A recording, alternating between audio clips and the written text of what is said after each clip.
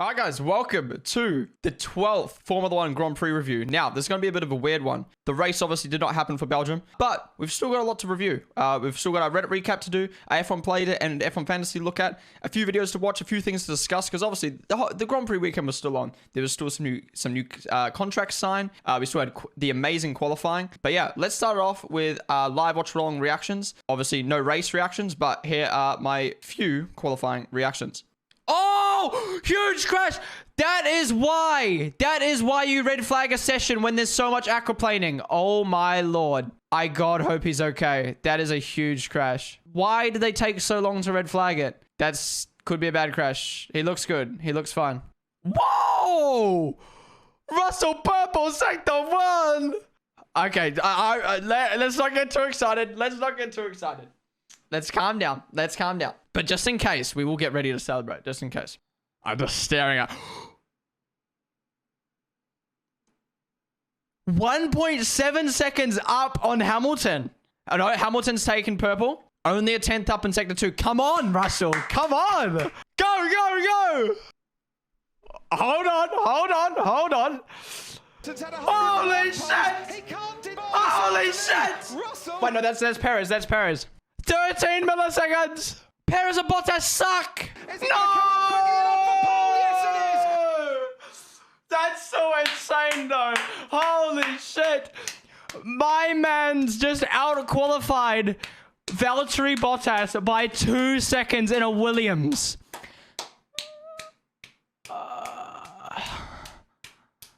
I mean, in one universe, it aligns for Gasly, for Russell to get P1. Well done, Ricardo, as well.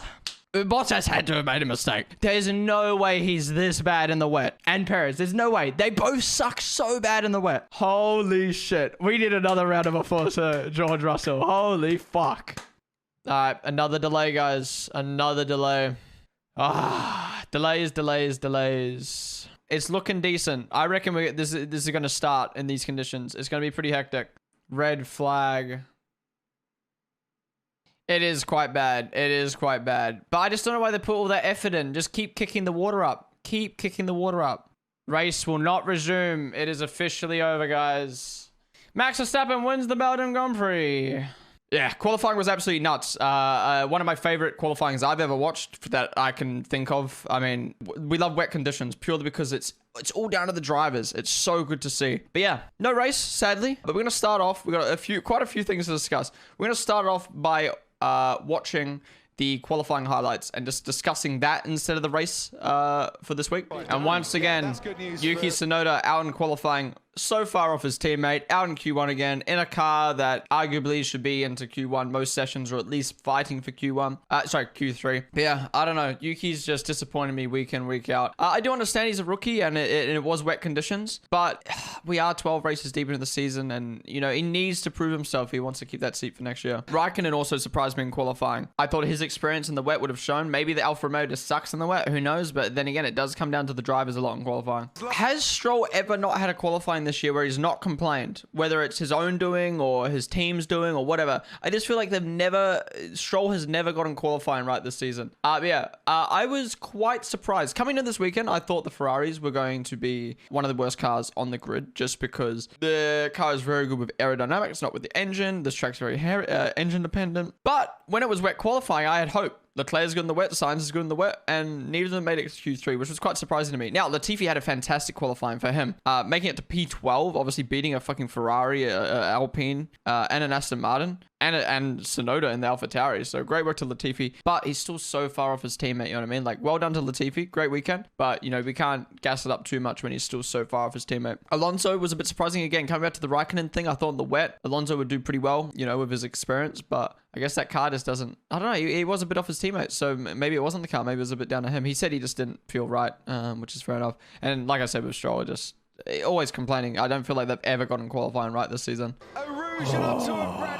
That was very scary stuff. You would have seen my reaction before in the live watch-along reactions. Very, very scary. There's a bit of a controversial moment. This is my opinion on it. Let's first talk about the FIA and the wet conditions. So, a lot, as you can, if you've heard the radios, a lot of the drivers were complaining about the wet conditions, aquaplaning, and stuff like that. The FIA should be listening to the drivers. The drivers know best. They're the ones risking their lives going out there at the end of the day, putting their life in a car. And if that many drivers are complaining, they should red flag the session straight away. Whether FIA were too slow to do it, or too slow to react, or they didn't want to do it, who knows? But when all in my opinion, in the future, when all drivers are complaining about the conditions, you've got to red flag it. Now, looking at this incident though of Norris putting in the wall, this had nothing to do with the extreme conditions or the added conditions. He went up a rouge, he nipped the curb, and he lost it into the wall. That was his mistake, and you even heard it on his radio and in his post-qualifying interview. He said, that was my mistake. I hit the curb. I'm sorry for the team. He admitted that it was his fault, and it had nothing to do with the heavy conditions. So you got to look at these incidents separately. The FIA should have red flagged the session, but you can't blame this incident on the FIA because he was the one who hit the curb by himself. Now, you know what I mean? Like, he had no aquaplaning, not anything like that. He just went up the hill, nipped the curb, crashed. Thank God a rouge is getting changed. Thank God. We've talked about it so much this weekend. The fact that that wall is so close to the track, you hit it, you bounce back on the track into other people's paths is crazy. Thank God they're extending it because it needs to be done. But yeah, shout out Mr. Sev, covered up alongside to make sure he's okay. It sucks. It sucks. He ruined everyone's dreams. At the end of the day, Max is the best car, and he's probably one of the best drivers of the wet. It was kind of expected. Oh my God. So Verstappen, insane lap. You know, deserved pole position. Russell, arguably the second worst car on the grid, putting it on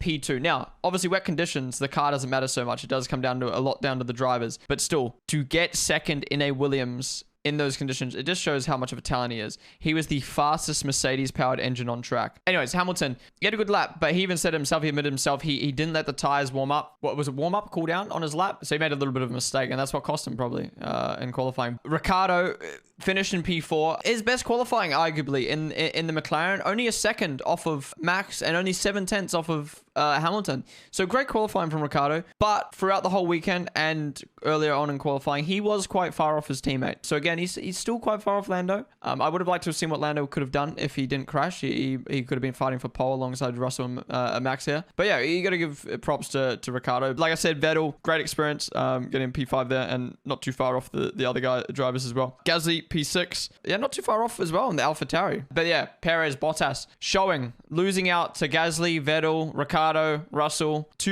almost a second off of those guys, 2 seconds off of their teammates. They are so bad in the wet. I don't know what it is of those two. They just can't. Ocon getting 9th. He was quite far off in the Alpine, but he did a good job to get to Q3 in the first place, beating his teammate by quite a bit. And then obviously Lando getting very, very unlucky, but also his own fault making that mistake. Now let's get to what was a very, I don't know why it's controversial, but let's say controversial Grand Prix. This kind of hurts my brain. So first off, Perez, I get it's bad conditions, but like, how, what are you doing? What are you doing on an outlap to crash it? Like, I get you can make, mistakes happen, but like, what? How do you hit it? Like, why do you hit a curb on the wet? That's so embarrassing. That's so bad. He lost points for Red Bull this weekend. We obviously sat around on stream for, I think it was 3 hours, 15 minutes waiting, and they finally found a gap in the weather to go out. So the first talking point is the conditions. Obviously, at the end of the day, the race was cancelled, and every driver is safe. No one's injured, and that's the best outcome we can have at the end of the day. There's no discussion. It's not the other way around. It's not like we raced and someone fucking died, and we're going, why did we race? I way prefer to not race and have everyone safe and sound. The thing I'm confused about, and I think Tiamat Marduk put the best tweet out of the weekend, in my opinion, was why are the FIA, when it's half raining, it wasn't as bad as this, it was half raining, there's a lot of water on the track, why did they decide to bring the cars in and sit in the pit lane for 3 hours and 15 minutes? Were there going to be fucking magic fairies going to come out and clean the track? No. What they should have done is they should have gone around, done 4, 5, 6, 7, 8, I don't even care how long it takes, 10 formation laps, kick all the water up, get the fucking medical cars out, get the street sweepers out, get as much standing water up and start the race. Because the problem is, it's not the water coming down on the track. That's not the problem. The raindrops aren't big enough to fucking hit the car. It's the water on the track. We just sat around for 3 hours and 15 minutes in worse conditions. If we had just started the race when it's, or not started, if they had just left the cars out on track, kicked all the water up, it could have been a different story, in my opinion. I don't know. We could have potentially seen something different. But instead, they were like, Let's look at the weather. Oh, it's going to get worse. Okay, let's come into the pits and wait even longer. That's what confused me. But we got to talk about the wet tires for a minute. When have we seen the wet tires used? Like, the wet tires need a rework. I'm not saying we should be racing in these conditions. I understand these conditions were bad, but the wet tires need to be reworked to be able to work in a condition similar to this. I honestly believe if this was at a different track, we would have been racing. One, Belgium is so long, which means the lap's so long, which means not enough water can be kicked up on their formation laps and all that. But also it's Rouge and all the hills and stuff like that. It's a very dangerous track. I honestly reckon if it was a different track, we'd be racing. So at this point, the race has been decided. It's not going to resume. This is a tough day for Formula 1. I'm not going to lie. I can't think of another Grand Prix that's had such a good potential to be a Grand Prix, such a fantastic Grand Prix, and didn't live up to the hype. We had a potential wet race, Russell in P2, another, Hamilton in third, but who was going to get that third podium spot? Was it going to be Russell? Was it going to be Gasly? Who was it going to be? Ricardo? What a lovely helmet from Max, though. Oh, so sexy. A Grand Prix weekend as a whole consists of 3 practices, a qualifying, and a race, right? And in Formula 1's rules, and in my mind, you work back across the weekend, right? If a race doesn't go ahead, then your qualifying position is what sets the grid. And if the race doesn't happen, that grid order should be what your points should be off of, right? If the race doesn't start, fair enough. Points shouldn't be handed out. But the race did technically start according to the rules, and there was 4 laps done. Now, people are arguing those laps shouldn't have been done. I think they should be done. More laps should have been done on the safety car to kick up the water, like I said. It just happened to be 4 laps or 2 laps or whatever it was. Now, if the FIA and Formula 1 genuinely did that to count it as a Grand Prix in the terms and conditions for ticket holders, because, I mean, if you do the math, right? If there's 100,000 people at a Grand Prix, which is usually what the number is, 100,000 people at a Grand Prix, at let's say $200 a ticket, that's $20 million, right? Just on ticket sales, roughly, roughly $20 million on ticket sales. So there is that conspiracy or that discussion around, did Formula 1 literally only do 2 laps for it to be counted as a race? So in the terms and conditions of ticket holders, it counts as a race, so they can't refund people's money. They make $20 million. I don't know. I personally think they did the laps. I personally, generally, in my mind, the FAA tried everything they could to start that race for the fans, for everything. The Grand Prix needs to go ahead. They tried everything. They tried to do as many laps as they could. They put them out on track as a last resort to try it, and it did not work. Those 2 laps counted as the race, and the drivers get points. Do I think it's fair that drivers get half points for their qualifying? Fuck yeah. The Grand Prix works back. If 4 laps into the race, Lando Norris died, right? Hypothetical. 4 laps into the race, Lando Norris dies into a wall, right? And the session gets red flagged. Do you think it's fair for the drivers to get half points for their qualifying? Or do you just go, oh, fuck, driver died, fuck the whole weekend, fuck qualifying, fuck the first 4 laps of the race? What do you think? Because in my opinion, whether it's weather condition, a driver, a fatal accident, whatever it may be for the Grand Prix to end, laps have been done and qualifying has been done, and at least half points should be given out. I think that's fair. Full points is dumb because you didn't win you didn't do the full race. Half points make sense because you've done qualifying, you've done half of the weekend. Half the weekend, half the points. That's my opinion, at least. I'll be honest. Before the podium procedure happened, I generally thought Russell was going to be, upset? A bit down, a bit like, fuck, man, I wanted to prove myself today. But he surprised me that he was super, super happy. I mean, who wouldn't be? You know what I mean? You get your first podium, Formula 1, blah, blah, blah. Yeah, I was actually surprised. I generally thought he would be a little bit bitter that the race didn't go ahead. But it didn't seem that way. But also, after fucking 4 hours of waiting, I guess he kind of already in his head processed everything and was like, fuck yeah, I'll take a podium at this point. You know what I mean? I had an insane qualifying. The race didn't go ahead. I'll take it. You know what I mean? Oh, one thing I want to say, though, is I generally think, this might be a bit of a hot take, I think wet races are overrated. Reason being, I love wet qualifying. I love wet races. When they do happen and they do go ahead smoothly, they're insane. Seeing drivers out on track, all about the driving skill. They're on the edge, they're on the limit, pushing that car as best as they can. They don't have DRS as well. It's nuts. It's nuts. One of the best parts about Formula 1. But every single Grand Prix weekend, I see people going, wet race, wet race, wet race, wet race, wet race. Please, please, please, please, please. Oh my God, every single Grand Prix weekend. Oh, it sucks. It's not wet. Fuck, fuck, fuck. And then a wet Grand Prix happens. We had Japan back in 2019. We've had Austria qualifying last year. And now we've got wet this year, where there's just delays and safety cars going around on the track. And it's like, at the end of the day, I'd rather a dry race than no Grand Prix or delays and shit like that. That's just my opinion. I just don't see why people prey on wet so much when half the time the wet races or the wet sessions are fucking delayed or cancelled. You know what I mean? Like, Reddit recap time. Let's get into it. Top of the week. Let's go. Lewis Hamilton, I'm glad I went to the toilet. The one I went to, someone had dropped a crazy bomb in there. The worst thing ever. It's going to haunt me for life. What the fuck? Pierre Gasly arriving at the track with flowers this morning, which he placed on the track wall where Antoine Hubert died 2 years ago. It must be so tough for himself and Charles and a lot of drivers, really, or every driver to race there knowing the fatality that was there only a couple of years ago. Zandvoort's traffic signs are being changed from 30 kilometers per hour to 33, matching Max's number. This is very cool. But what I find funny about this is if you go 3 kilometers over the limit, at least in Australia, you get a fucking fine. But in Zandvoort, they're like, yeah, let's up at 3 for Max. Throwback to the Italian GP 2019, Hamilton spotting my Mercedes shirt in the Red Sea. Yo, what a god. That is actually kind of cool photo. Lewis just saw the doll that, oh yes, earlier in the week on Reddit, or Reddit user Alera posted, hadn't had much luck finding F1 related stuff for kids where we live. So my first attempt at a croquet, is it croquet? Toy was this Lewis Hamilton doll for my 3-year-old Hamilton fan. She now has a buddy to enjoy the race weeks with.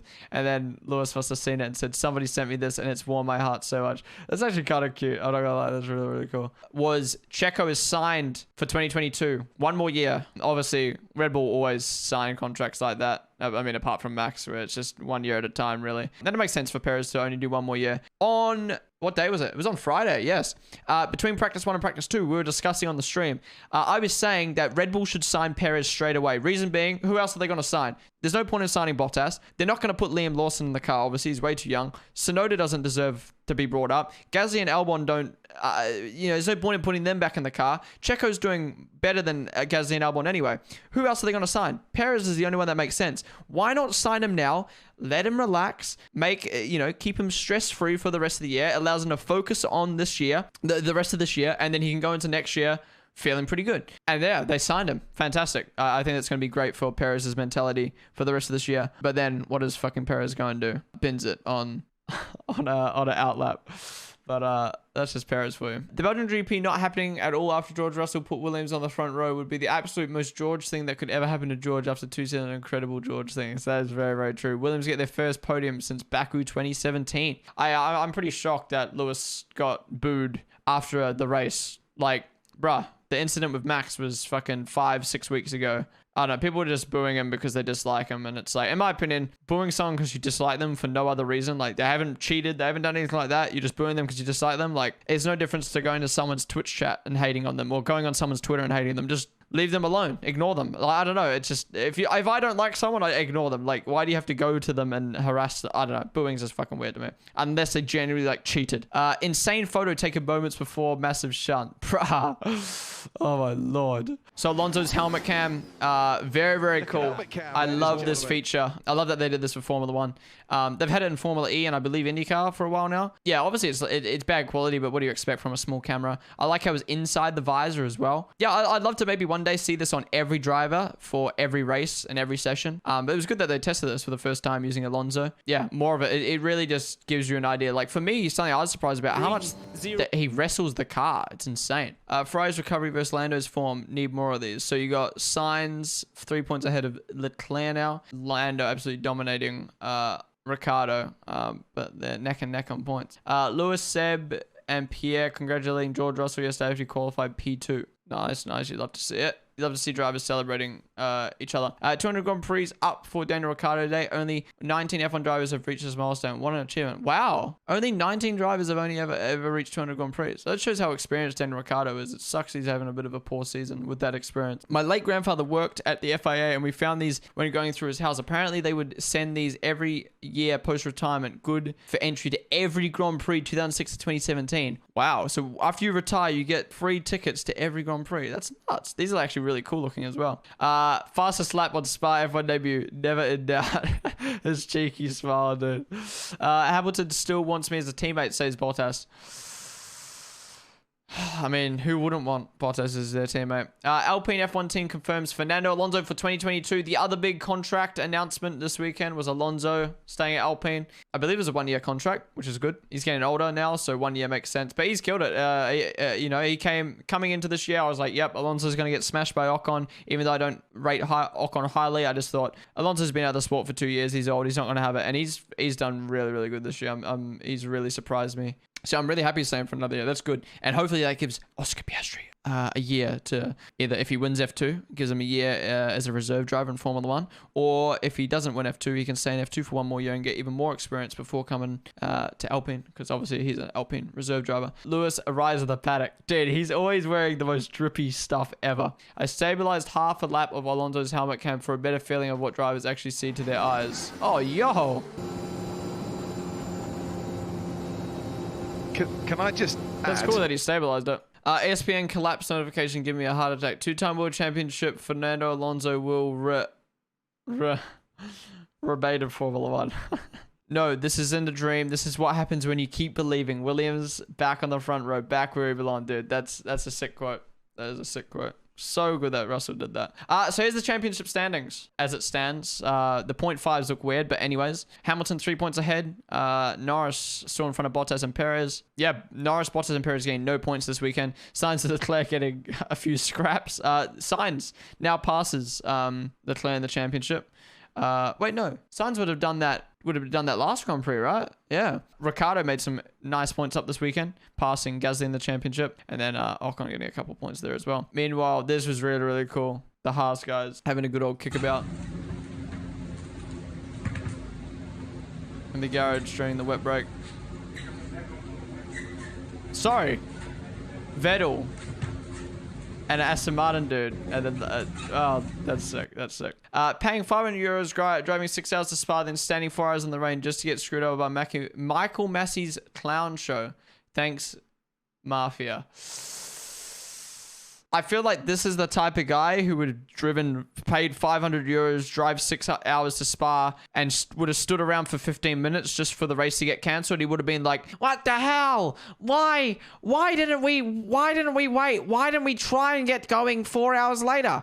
Why did we just cancel it 15 minutes in? You know what I mean? Like, it goes both ways. Like, you can't blame FIA. They were doing it the safety of the drivers, and they tried their best to get it restarted. Like, what? 4 hours? What? Would you rather just said, yeah, it's cancelled the second you show up? Fuck no. Oh, there we go. Yes. We're just talking about it. What a pigsty. So many places around the track. You know, obviously you can understand it's all muddy. It's what happened when it rains. But look at these people just eating so much rubbish. Cringe. Wolf on Russell. Very good lap. Very impressive. He was a sniff away from pole. So congratulations. Does it help make the driver's decision for 2022? By now we know where we stand, what he can do. Today is another confirmation he can drive. Exactly. So you can take that 2 ways, like I was talking about earlier. Yeah, they've already made the decision on Russell, and like, you know, it doesn't matter what he does now, they've signed him. Or they can take it as, well, we've made a decision on Bottas, and you know, we know what he can do, but we trust in Bottas type thing. Poster I made for the upcoming Schumacher Netflix documentary. Yes, this comes out in 2 weeks' time. So keen to watch this.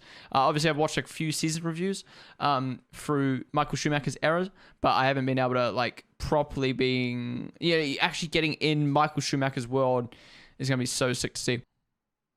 Oh, there's some nice photos. Fuck, he must have an insane lens on his camera.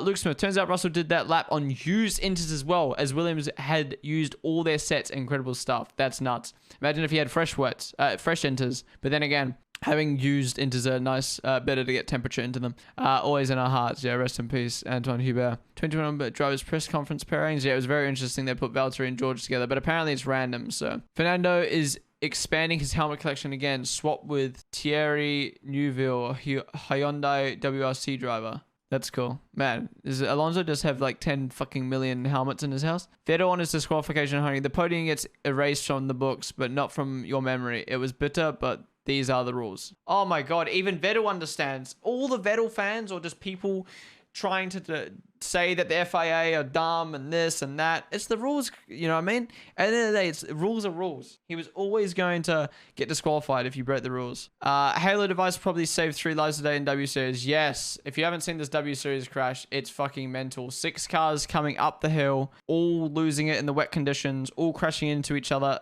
Nuts. F1 are taking down a lot of the clips on Reddit now. Pretty much all of them were taken down, but still, decent Reddit recap. Surprise, even though there was no Grand Prix this weekend. But yeah, let's get into F1 Fantasy now. F1 Fantasy time. Let's have a look at our team, despite the Grand Prix not going ahead. So, I decided to do a bit of a different team this weekend because I wasn't confident on the Ferraris, and I wasn't confident on Ricciardo. So, I kind of did a bit of a mixed up team this weekend, and I tried to focus on drivers. So I had Verstappen, who finished in first place. I had Hamilton, who finished in third place. I had Norris, who unfortunately crashed out, and I had Turbo Driver on him, so he only got 14 points. Gasly with 22, and Schumacher beating his teammate with 9. So these were all really, really good picks, apart from the Norris pick. At the end of the day, I'm going into the race. I was confident with Norris. You know, it is what it is, and I'm still happy I put him in my team and put Turbo. I think it was the right decision because he was looking fantastic this weekend. It was just sucks. He made a bit of a mistake there. My interesting thing was I had Alpine in my team, so I could afford all these drivers. And Ocon ended up getting points, but Alonso didn't. So it wasn't the greatest team to pick, but it wasn't terrible either. So, I mean, not too bad of a team, 145. I mean, we'll compare it to everyone else in my league in a minute, but I don't think it was too bad of a team. So I believe I've kept 9th place. So we're still in between Ryan's Radical Races and Lorenzki. He was locked out of his fantasy team this week, so he wasn't able to change his team, which he should be very, very thankful for because he had Verstappen, pretty much exactly the team I was talking about. Wow, I guess we can't really look at who had the best team this week. We're just going to have to go through and have a look and see if we can find any team that got more than 175 points. 187, Ocon, Alpine. Yeah, I used my wild card. So for the second half of the season, you get a wild card and a mega driver. I used my wild card this week so I could do this weird team because I wasn't confident with Ferrari, who I usually put in my team. Next week for Zambo, I'm going to have to mix a few things up again, but I won't have my wild card to do that. But we've got our mega driver, which we can start thinking about again for the rest of the season. All right, F1 playtime. This is going to be fucked, but let's check it on out. 3 out of 10 for Belgium. No one got 10 out of 10, 9 out of 10, 8 out of 10. 0.04% got 7 out of 10. Fuck me. 0.6% got 6 out of 10. 1% got 5 out of 10. 5% got 4 out of 10. I was in the majority with 3 out of 10. We then had 35% get 2 out of 10. 50% 1 out of 10. 3% on 0 out of 10. All right, let's see what I got right and what I got wrong with this fucked Grand Prix. So I got Max right. I said Lewis is going to get second. Russell was going to keep third if the race had started in the wet. I said fastest lap was Max. Apparently, Lance Stroll got it. I thought it was Mazepin. Anyways, first finish in Q1, I said Ricciardo, got that right. First finish in Q2, I said Vettel, got that right. First to retire, I said Yuki. It was no one. I said 14 finishes. It was 20. I said there was a safety car. Apparently there wasn't a safety car. This is fucked. And I said the winning margin was 4 to 7, but it was 0.0 to 2. Okay, F1 play was fucked this week. Let's see if anyone in our league managed to get anything higher than me. Nope. So a lot of us were on 3 out of 10. A lot of us were on 3 out of 10. Quite a few people on 2 out of 10. One lonely Kiwi on 1 out of 10. And then everyone else getting either 0 points or not doing their F1 play. All right, guys, that's going to conclude surprisingly decent Grand Prix reviews, even though there was no race. We had a lot to talk about. I guess after 4 weeks of no Formula 1, a bit of a controversial Grand Prix, even though it didn't go ahead. There was quite a lot to talk about, a lot to discuss, especially with the insane qualifying. But yeah, that's going to wrap up the Grand Prix review today. I appreciate all of you tuning in on the stream or watching it on the YouTube video. This week, we've got the Netherlands Grand Prix. Same time, same place on the Twitch channel. We will be doing streams for practice 1, practice 2, practice 3, qualifying and the race, as well as our build up before qualifying and the race and the post-race show after the race if it goes ahead. So yeah, be sure to tune on in to the Twitch channel, the Twitch streams this weekend for watch-alongs. And yeah, we'll also have the Grand Prix review up on Wednesday for the Netherlands Grand Prix. But yeah, thank you guys all for tuning in, and I'll see you guys all for the Netherlands Grand Prix. Goodbye. You are my strangest addiction. I could stay awkward without any conviction. Broke my own heart this time for believing that a ghost could find